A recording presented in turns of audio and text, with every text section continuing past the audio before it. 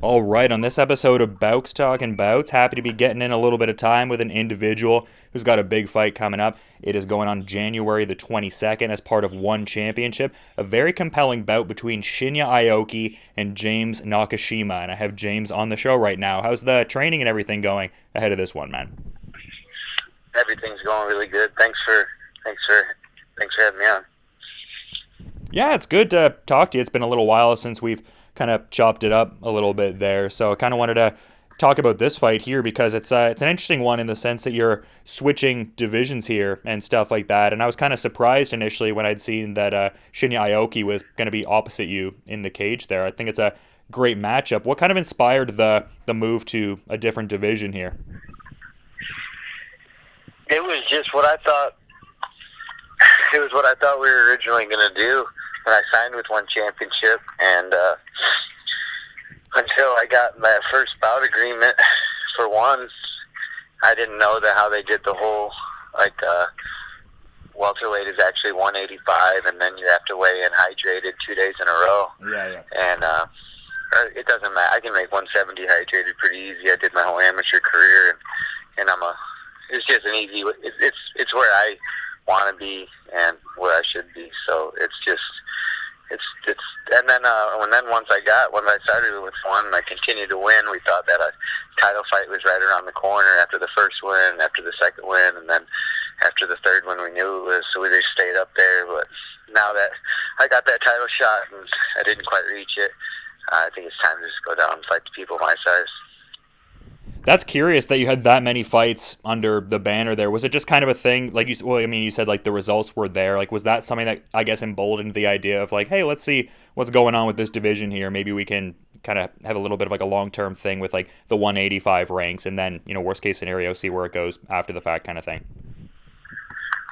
Yeah, I mean, if I would have won that last fight, I would have still dropped down, and I might have even just vacated that 85-pound belt and just hopefully I would have got a title shot right away at this new weight and just would have stayed down here because this is really where I belong. I only walk around at 176, so it's just where I belong. Yeah, and just kind of talking about that title fight experience there a bit. I mean, that was a good fight all around. I mean, obviously, like you said, the result wasn't necessarily what you were looking for it to be, but I think people who checked out the fight saw you had a lot of great moments throughout the fight. I mean, in spite of the outcome being what it was, like, do you take something from that performance in a positive way? Because it seemed like you had a lot of really good moments there. Yeah, he's a tough guy, and thought I was winning the whole fight pretty sound, just kind of how I always have my whole entire career, and I made a mistake, and I actually made a couple mistakes on that one interaction, and I got clipped, and with that knee, and it was over. But yeah, I mean, I just look at it like, my life is fine. I love my life. I'm pretty grateful for it. I feel like it's almost a fairy tale. And everybody makes mistakes. Russell Wilson threw that interception against the Patriots on the goal line, and maybe they should have gave it to beast mode, but they gave it to Russ. And Tom Brady messed up when he came back when he was coming back against the Eagles. He threw a pick. So I just feel like everybody makes mistakes. I made a mistake. I'm over it. I tried to use that, though, as like a crucible and come out of it stronger, made some different changes in my life. So I feel like I'm a stronger person now, and I've capitalized on that loss.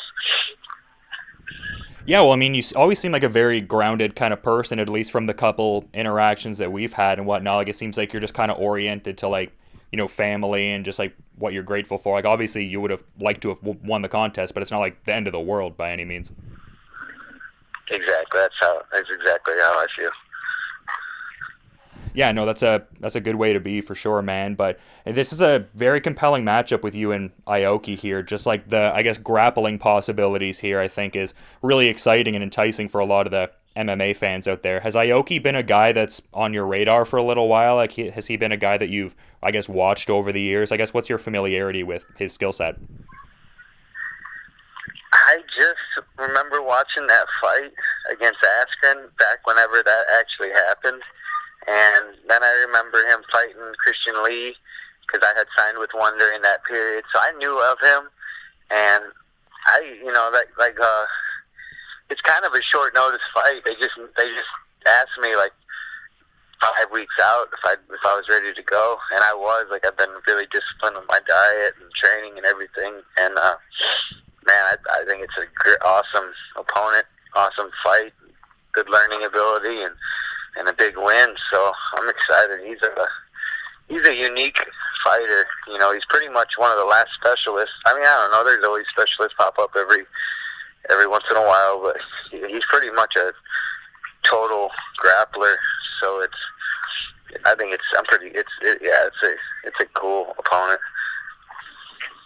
Yeah, and a guy that's highly ranked too. I mean, you mentioned before that you wanted to navigate a future lightweight title shot and everything like that. I mean, this guy is definitely right up there. So, like, that would have to put you right up in the contention there for the options going forward this year. Yeah, I mean, if I go out and I make a statement in this fight, I don't see why I don't get a title shot or I get Eddie Alvarez right away. Or, I mean, any of those nasty, again, I want the best. At this point in my career, I know I only got 13 fights, but I want the best. That's the way you learn, and it's just, obviously, you know, that's where the money's at, is fighting the best and fighting for the belts. That's what I want. Yeah, and a name like Eddie Alvarez you mentioned there just kind of underscores like how many guys are in the division. I mean, you have like Edward Falayang, obviously Christian Lee is in there. Like, are you a guy that kind of navigates the talent pool and just is kind of checking out the talent that's spread throughout lightweight? Because I mean, that's always been like the premier division just in MMA overall for the last number of years. But it seems like the one division specifically is quite stacked also. Hell yeah, Christian Lee got a ton of heart. I'd love to fight him. Eddie Alvarez, proven, you know, what is he? He's a UFC champion and he's a Bellator champion, I think. So, oh yeah, is that right? Yep. Yeah. So I mean, that's a great opponent. And then that Nasiukin, he's on a winning streak. He knocked out Alvarez, so that's a great opponent. I think I got those three on my radar right now. Well, those are all killer matchups, man. Definitely something I'm excited for. Just kind of shows all the great matchmaking permutation options available in that division there. But I'm kind of wondering, like, throughout all of this, you know, pandemic and stuff like that, because like the last time we talked was before all of that went down. Like, was your, I guess, training impeded much at all? It seems like you were able to adapt like pretty well, like right away for the most part. Was there any level of being put back by the pandemic, or was it a seamless adaptation, all things considered? Man, I think it was. I understand the coronavirus and what it's done to a lot of like families and occupations, and you know, I have friends that have lost their jobs throughout it, and for me, the way it's affected this MMA for me has been nothing but totally positive. Like, it took a year and 3 months between the Okami and Abasov fight. That was probably the hardest thing, but I really used that time to just kind of reinvent myself. The gym shut down a couple times, and I kind of started taking training into my own hands, and it got me out of an old routine that I don't think was as productive as what I'm doing now. So now I'm mixing in a little bit of the lab with a little bit of my own training, really. And all it is I just feel like I'm getting more technical with my training, like really focusing on the details and the technique. And a lot of the work I feel like that we get at these big super gyms is a lot of like cardio, really hard sparring type work, which I think that's great work. But I think really slowing down and getting back to the technique and getting back to your identity, that's kind of where I got to. And honestly, when the gym shut down, we got this nice carport. I live here in Phoenix, so the weather's beautiful all year round. Got some mats for free, and me and my friends just started training right away out back, and that's kind of where I developed that technical stance and that reinvention. Yeah, and I was seeing a quote from a previous interview where you were talking about just building a foundation since early March with really simple, basic techniques and, you know, jiu-jitsu, stand-up, and wrestling. And I think that kind of underscores the idea that certain fighters talk about where just the best techniques are the basics, but they're very just sharpened and refined. Is that kind of the mindset with, like, I guess the like growth you've had in the pandemic era here? Yeah, exactly. And in that last fight against Abasov, I feel like you could really see it in my striking. I was doing some nice counters. That's how I broke his nose in the first round, and was just really controlling the stand-up. I feel like pretty much the whole fight was through this training I've done out back, and just really understanding my identity and my fundamental. And then, like, against this Aoki fight, I think it's going to be the grappling. Like, that's for me and my friend, who've just been tearing apart the butterfly, tearing apart the half guard, just really positionally and understanding. And I think that shit's going to come in big time with Aoki, because he's pretty crafty. Oh yeah, to say the least, for sure. Definitely one of the more intriguing, kind of multifaceted grapplers. But a bit before, you were mentioning splitting up like work between like what you're doing and also work with the lab. Who are some of the sparring partners and I guess usual suspects you're getting in that work with there when you are in fact at the lab? David Machad has been there for me since day one, so that's my boy. You know, it used to go back to me, David, and Barbarina, but Barbarina moved to Tennessee with his family, but David's always been there with me, and obviously Benson too. And you know, Jared Cannonier has kind of been in and out of injury the last 2 years. Like, I forget what he tore his pec about a year and a half ago or so, and then right after the Whitaker fight, he broke his arm. So he's like, besides a training partner, Jared's like just always in my ear, talking to me, helping me. And another 170-pounder, his name's Trace Engelkiss. He's a really good upper body Greco-Roman wrestler, and Aoki likes to grapple upper body. So I've been working with him since this summer, so it's going to come in handy. And we're working again here heavy right now. And then I got these amateurs that just really believe in me, and they're kind of my base. We're training at my house and buying into the type of training that I kind of stole, stand-up-wise, I kind of stole it from Petrosian when I spent 3 months last year in Italy. Some of the drills that they do and just kind of how they really revolve around your game. And the amateurs, you know, they buy in big time, so I get a lot of reps with them, and it's good quality. Yeah, exactly. Just guys at varying levels, and they all have their own utility. Like you said, the amateur guys they're getting in work with and stuff like that, but also luminaries like, you know, Benson Henderson, for instance, who's passed through. So a lot of different looks, I imagine, there. Yeah, definitely. Yeah, I'm kind of wondering, though, if you're still keeping up with Juice Robinson at all, like with New Japan Pro Wrestling being back the last few months. Have you and Juice kind of chopped it up lately, or not so much? Yeah, I mean, I talked to him 2 days before that championship fight. I sent him a text on WhatsApp, and I told him, I was like, man, this is the biggest moment in my life since 2009, and he was at my junior college wrestling championship where I won it, and he was there. Him and his dad and his brother drove up to Minnesota and watched me win it, and I talked to him 2 days before, and I ended up losing, but I talked to him afterwards, and I was like, it don't matter, I'll be back stronger. And he just told me, that's a great mindset. He knows me. He knows I'll be back. And I was just before I got this Aoki fight, I was setting up to go back to Illinois, because we live like 5 minutes away from each other. Well, we grew up 5 minutes away from each other. The last time I heard from him, I was just seeing if he was going to be back for Christmas or anything. But he's got a pretty serious girlfriend now. They're living down in Florida, so I don't think he was going to make it back. But yeah, I talk to him all the time. He's one of my best friends. We're on this journey together. Like he's one of the main forces behind me getting into MMA. Like, he kind of started pushing it in my head. Like, what am I going to do after wrestling? And I wasn't, you know, I'm not a big fighter growing up. I only been in probably a handful of fights. So it was something that was kind of different to me, but just not being ready to be done competing, I had to look into something else. And his path was the professional wrestling, and my path was the MMA.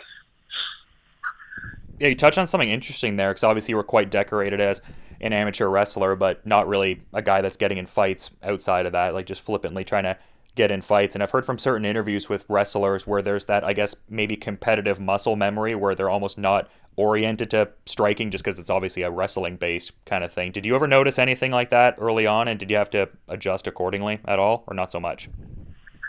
Yeah. I just I graduated college in March.